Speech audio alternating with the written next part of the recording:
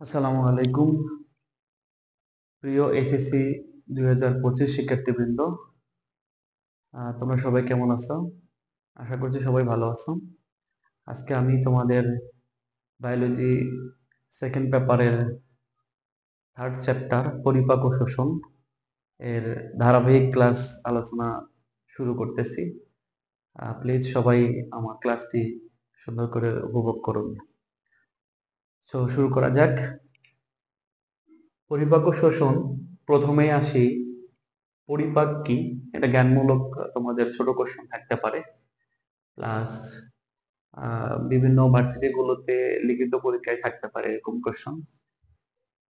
আচ্ছা, তো পরিপাক কি দেখো, আমরা যদি সহজ করে বলি, জটিল খাদ্যবস্তু যে জৈব রাসায়নিক প্রক্রিয়ায় বিভিন্ন এনজাইম এবং হরমোনের উপস্থিতিতে সরল খাদ্যে পরিণত হয় তাকে পরিপাক বলে।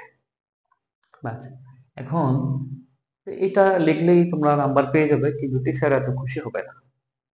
তো টিচারকে খুশি করতে হলে কি করতে হবে, তোমার প্রথমেই যাতে পারফেক্ট একটা সংজ্ঞা দেখে যাতে খুশি হয়। তো পারফেক্ট সংজ্ঞাটা আমরা কিভাবে লিখবো? এক নাম্বার দিয়ে দিবে, কিন্তু পরের কোশ্চেনের উত্তরগুলো দেখার জন্য কিন্তু টিচাররা এতটা খুশি হবে না। তাহলে একটা পারফেক্ট সংজ্ঞা কিভাবে লেখা যায়? এখানে 6টা ধাপে আমি জিনিসটাকে দেখবো, যে জটিল খাদ্যবস্তু বিভিন্ন এনজাইম এবং হরমোনের সাহায্যে যে জৈব রাসায়নিক প্রক্রিয়ায় সরল খাদ্যে পরিণত হয় তাকে পরিপাক বলে। এভাবে লিখলেও চলবে, কিন্তু আসলে পারফেক্ট সংজ্ঞাটা কিভাবে লিখবো?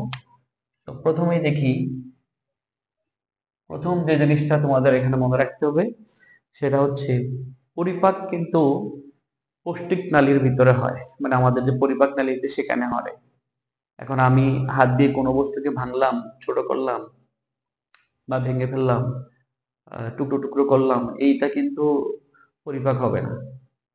পরিপাক হতে গেলে পরিপাক নালীতেই হতে হবে।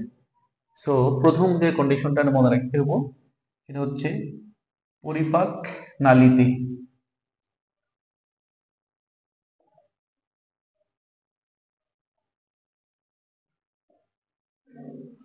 পরিপাক নালীতে সংগঠিত।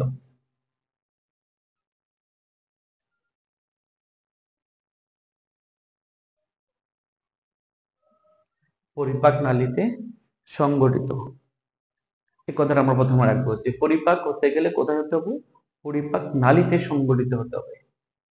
সেকেন্ড স্টেপ, পরিপাক নালীতে সংগঠিত যে জৈব রাসায়নিক প্রক্রিয়ায়, এই বিক্রিয়াটা কিন্তু একটা জৈব রাসায়নিক প্রক্রিয়া। জৈব রাসায়নিক প্রক্রিয়া, এই কথাটা লিখবো।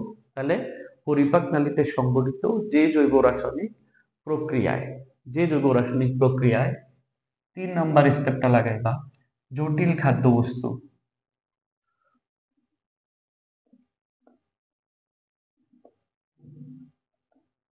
জটিল খাদ্যবস্তু, আমরা সারাদিন যত ধরনের খাবার খাই, এই সব খাদ্য কিন্তু জটিল, এগুলোকে ভেঙে সরল করতে হয়। তো পরিপাক নালীতে সংঘটিত জৈব রাসায়নিক প্রক্রিয়ায় জটিল খাদ্যবস্তু ভেঙে 4 নাম্বার স্টেপ সরল খাদ্যে পরিণত হয় বিভিন্ন এনজাইম এবং হরমোনের উপস্থিতিতে।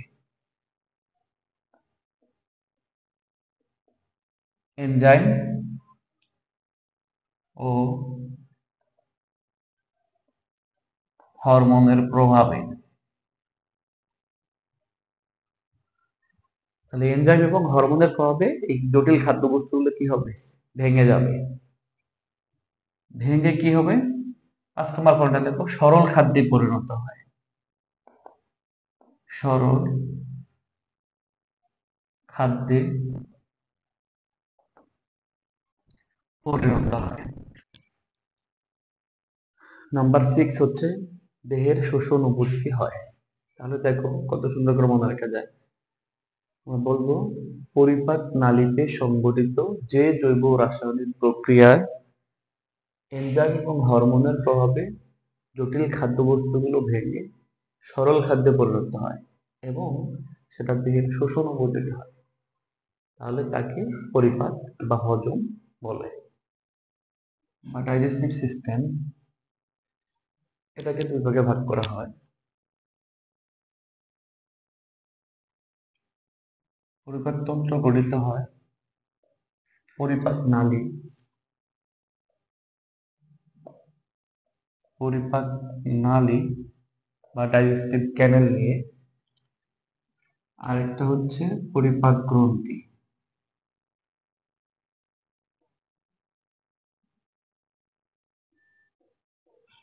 পরিপাক নালী এবং পরিপাক গ্রন্থি, ডাইজেস্টিভ গ্ল্যান্ড। পরিপাক নালীর প্রথমে যে পার্টটা আমরা পাই, নাম্বার 1 হচ্ছে মাউথ বা মুখ। 2 নম্বর অংশটা পাই ওরাল ক্যাভিটি বা মুখ গহ্বর। ওরাল ক্যাভিটি বা মুখ গহ্বর। এখন এখানে এই মুখ গহ্বরে আমাদের দাঁত থাকে। দাঁত হচ্ছে 4 ধরনের দাঁত থাকে।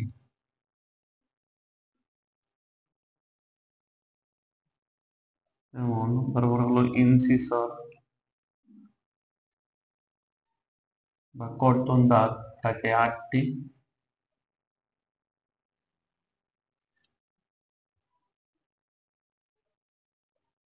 ক্যানাইন বা ছেদন দাঁত থাকে 4টি।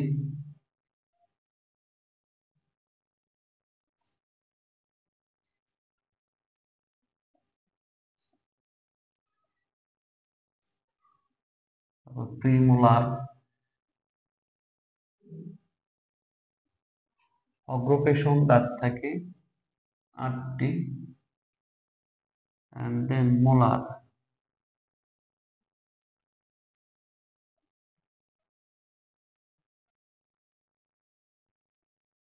পেশন দাঁত থাকে 12টি। মুখ গহ্বরে আমাদের দাঁত থাকে, এগুলো পরিপাকের সময় যান্ত্রিক পরিপাকে সাহায্য করে। এই দাঁতের নামগুলো আমরা এখানে দেখলাম। এখন আমরা দেখবো ডেন্টাল ফর্মুলা। দেখো,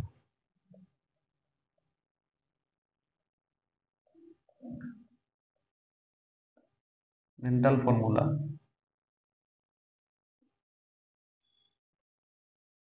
বা দন্ত সংকেত।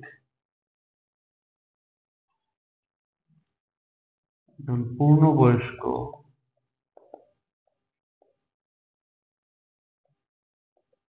মানুষের দন্ত সংকেত। পূর্ণবয়স্ক মানুষের দন্ত সংকেত কি হবে?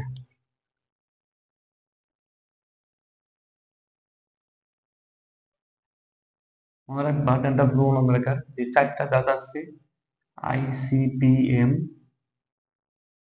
নিচে হলো ICPM। এখানে এই টানটা দ্বারা বোঝাচ্ছে এর উপরে হচ্ছে উপরের চোয়াল, আমাদের নিচে হচ্ছে নিচের চোয়াল। দন্ত সংখ্যাটা মনে রাখবা 21 23, 21 23 ইন্টু 2। ঠিক আছে, এই জিনিসটাকে এইভাবে বোঝানো যায়। ধরো এটা হচ্ছে তোমার উপরের চোয়াল,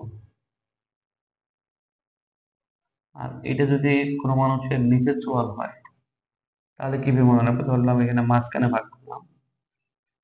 আমরা দেখব এখানে ইনসিসর দাঁত থাকবে 2টা, ক্যানাইন থাকবে 1টা, প্রিমোলার থাকবে 2টা, আর মোলার দাঁত থাকবে 3টা, M3। এখানেও ইনসিসর থাকবে 2টা, ক্যানাইন হলো 1টা, প্রিমোলার 2টা, মোলার হলো 3টা। একইভাবে এই জায়গায়ও I2 C1 P2 M3, I2 C1 P2 M3। ঠিক আছে, তাহলে আমরা এটাকে যদি উপরের চোয়াল মনে করি আর এটা যদি নিচের চোয়াল মনে করি, উপরের চোয়ালে দেখো 16টা দাঁত আছে, এইদিকে ডান দিকে হচ্ছে 8টা, বাম পাশে হচ্ছে 8টা, 8 আর 16, এখানেও 8 আর 16, 4টা অংশে 8টা 8টা করে দাঁত আছে, এখানে আছে 8টা, এখানে 8টা, এখানে 8টা, এই ভাগে আছে 8টা। ঠিক আছে, এই কারণে আমরা উপরের একটা চোয়াল অনুযায়ী ডেন্টাল ফর্মুলা লেখানো হয়। উপরের একটা চোয়ালের এক পাশ ইন্টু টু, মানে আর এক পাশটা, আর এখানে হলো নিম্ন চোয়ালের এক পাশে দন্ত সংখ্যা ইন্টু টু, কারণ সেম থাকবে ডানে বায়ে। এইভাবে আমাদের ডেন্টাল ফর্মুলা লেখা হয়। মনে রাখার সিস্টেমটা হচ্ছে 21 23, 21 23। হ্যাঁ, এটা দিয়ে মনে রাখতে পারবো। পূর্ণবয়স্ক মানুষের দন্ত সংখ্যা, এটা যদি বের করতে বলে, সংখ্যাটা কিভাবে বের করব? সংখ্যা বের করার সিস্টেম হলো, ওই যে উপরে দাঁত আছে এক পাশে 8টা ইন্টু টু, নিচে হলো 8 ইন্টু টু, সমান সমান 8 দুগুণে 16 বাই 16, সমান সমান 16 যোগ 16, হলো 32। তার পূর্ণবয়স্ক মানুষের উপরে চোয়াল নিচের চোয়াল মিলে আমাদের মোট দন্ত সংখ্যা থাকে 32টি। ঠিক আছে, এই 32টা দাঁত, এটাকে আমরা স্থায়ী দাঁত বলি বা পার্মানেন্ট টিথ বলি। মানুষের স্থায়ী দাঁত অথবা পার্মানেন্ট টিথ বলতে পারো। পার্মানেন্ট টিথ সংখ্যা হলো 32টি। আমরা যদি দেখি এখানে তৃতীয় মোলার দাঁত, সর্বশেষে যে মোলার দাঁতটা ছিল সেটা হলো আক্কেল দাঁত। তো এখানে একটা নোট মনে রাখতে হবে, মানুষের তৃতীয় মোলার দাঁতকে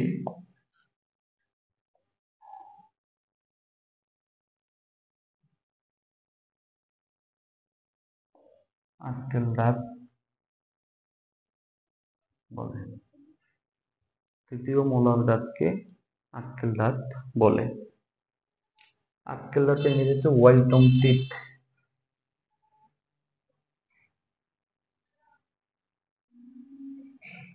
ওয়াইজডম টিথ, তৃতীয় মোলার দাঁতকে আক্কেল দাঁত বলে বা ওয়াইজডম টিথ বলে। শিশুদের দন্ত সংকেত, শিশুদের দন্ত সংকেত মনে রাখবো ICPM, অর্থাৎ এটা মনে রাখবে শিশুদের দন্ত সংকেত হচ্ছে 2102, 2102 ইন্টু টু ইন্টু টু।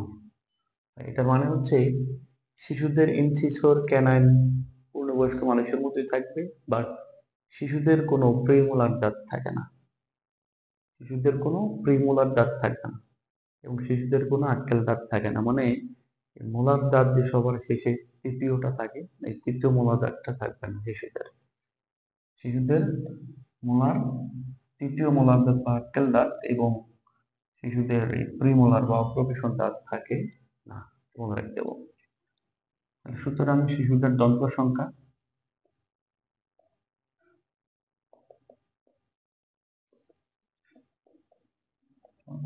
শিশুদের দন্ত সংখ্যা কিভাবে বের করবো?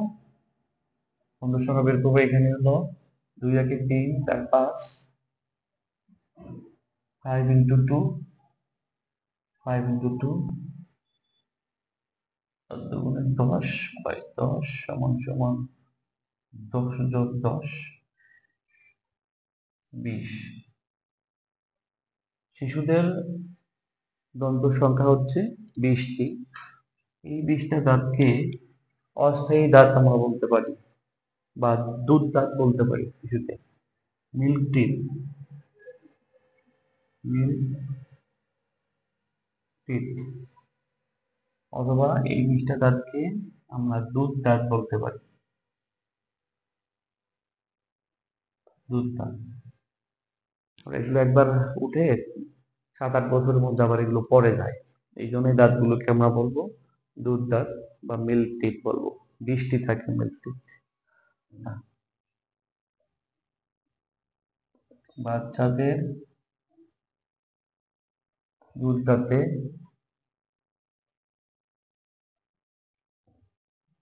প্রিমোলার এবং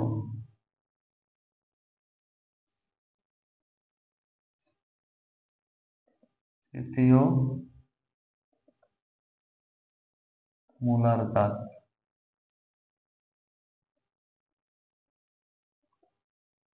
বা আক্কেল দাঁত থাকে না। বাচ্চাদের প্রিমোলার এবং আক্কেল দাঁত থাকবে না, এটা এমসিকিউর জন্য মনে রাখতে হবে। মানুষের দাঁতের বিভিন্ন নাম, ঠিক আছে?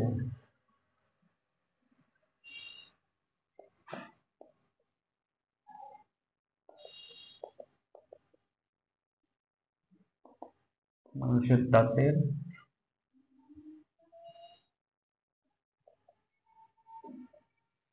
বিভিন্ন নাম, মানুষের দাঁতের বিভিন্ন নাম আছে।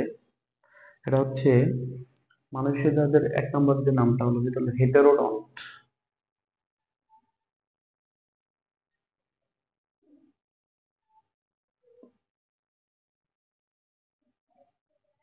এখানে হেটেরো মানে হচ্ছে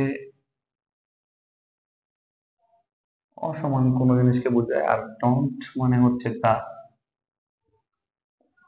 ডন্ট শব্দের অর্থ দাঁত, হেটেরো মানে অসমান। আমাদের দাঁতগুলো কিন্তু এক একটা এক এক রকম, ইনসিসর একরকম, ক্যানান একরকম, প্রিমোলার মোলার সবগুলো ভিন্ন ভিন্ন। এই কারণে আমাদের দাঁতকে যে বলা হচ্ছে হেটেরোডন্ট, মানে অসমান দাঁত। এটাকে আমরা মিশ্র দাঁত বলতে পারি, হেটেরোডন্ট বা মিশ্র দাঁত বলতে পারো, হেটেরোডন্ট বা মিশ্র দাঁত। নাম্বার 2 যে দাঁতটা সেটা মনে রাখবো ডাইফায়োডন্ট।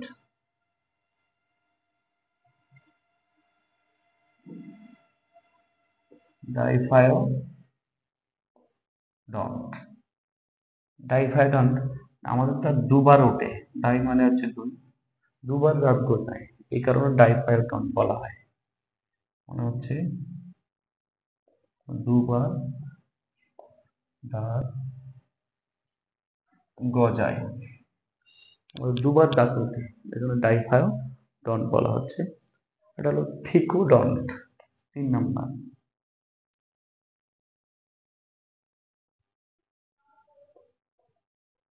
থিকোডন্ট, থিকোডন্ট মানে কি, মাড়িতে আমাদের চোয়ালের যে মাড়ি আছে সেই মাড়িতে দাঁতগুলো সুন্দর করে এখানে বসানো থাকে, মাড়িতে যেভাবে সাজানো থাকে, মাড়িতে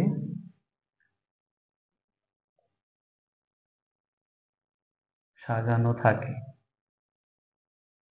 দাঁতগুলো মাড়িতে সাজানো থাকে, আমাদের দাঁতকে থিকোডন্ট বলা হয়। তাহলে আমাদের দাঁতের 3টা নাম আছে। আমাদের দাঁতকে আমরা হেটারোডন্ট বলি বা মিশ্র দাঁত, ডাইফায়োডন্ট বলি, দুবার দাঁত গজায় এই কারণে ডাইফায়োডন্ট, থিকোডন্ট বলি কারণ মাড়িতে আমাদের দাঁতগুলো কি থাকে, সাজানো থাকে, এখানে থিকোডন্ট বলি।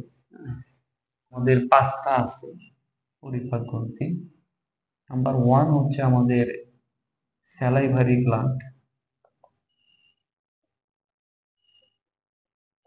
স্যালাইভারি গ্ল্যান্ড মানে এটাকে আমরা লালা গ্রন্থি বলি। স্যালাইভারি গ্ল্যান্ড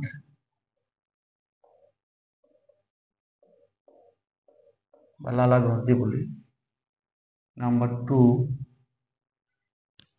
লালা গ্রন্থি, স্যালাইভা মানে কিন্তু লালা। নাম্বার 2 হচ্ছে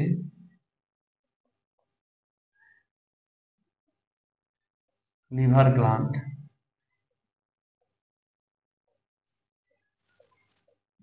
যকৃত গ্রন্থি। লিভার কিন্তু গ্রন্থি, ফার্স্ট লার্জেস্ট গ্ল্যান্ড।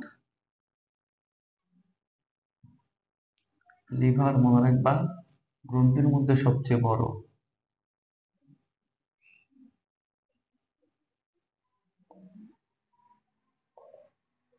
সবচেয়ে বড় গ্রন্থি। 3 নম্বর লাগবো প্যানক্রিয়াস গ্ল্যান্ড। প্যানক্রিয়াস মানে হলো অগ্ন্যাশয়। অগ্ন্যাশয় গ্রন্থি। 4 নম্বরটা হচ্ছে গ্যাস্ট্রিক গ্ল্যান্ড। গ্যাস্ট্রিক গ্ল্যান্ড বা গ্যাস্ট্রিক গ্রন্থি। নাম্বার 5 হচ্ছে ইন্টেস্টাইনাল গ্ল্যান্ড বা আন্ত্রিক গ্রন্থি।